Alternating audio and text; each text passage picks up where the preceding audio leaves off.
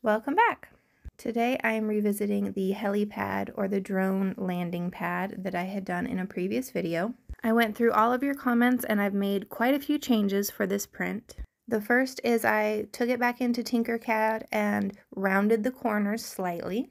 I scaled it down a little bit to 13 3/4 inches rather than the full 14 inches, or down from 355 millimeters to 349 millimeters.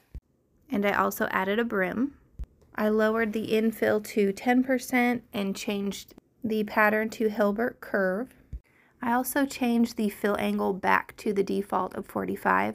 When I had printed it the first time, I had it at 0 because I wanted it all to have straight lines. I thought that that would look better, but I'm going to try it back at the default.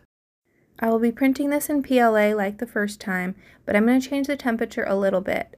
Previously I had the nozzle at 215, I'm going to do 210, and then I had the bed at 60, the default, and I'm going to up that a little bit to 65.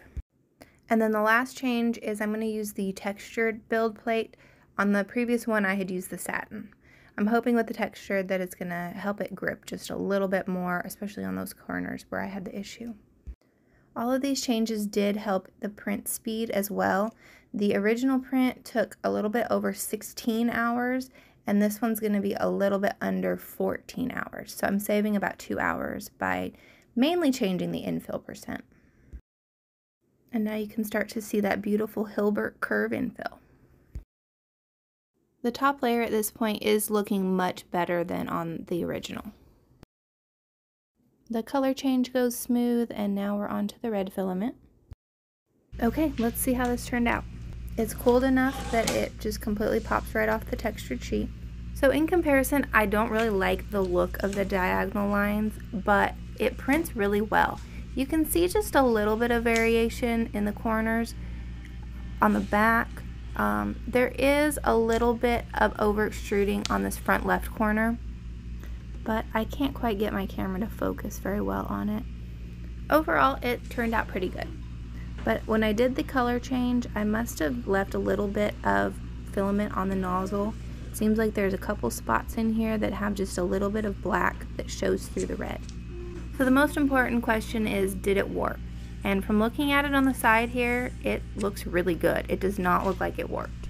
So now to compare them, I do like the rounded edge look a little bit more, and you don't notice the size at all. But you can see from the previous one how much that one warped, and that front corner, well, all the corners, but that front left was the worst in comparison to the new one, where there's just a little bit in that front left corner, but other than that area, everything is really smooth. But now I have that brim to pop off. Usually I just bend and peel the brim off, but with this black filament, it started to make me a little bit nervous that if I did that I was going to have some white marks, especially because of the real thick layer height that it is. It doesn't seem like it's going to pop off very easy. So I get an X-Acto blade and the cutting mat to cut all of it off. This feels like it takes forever, but so I sped it up. With the brim removed, we can see a little bit closer that this did not warp.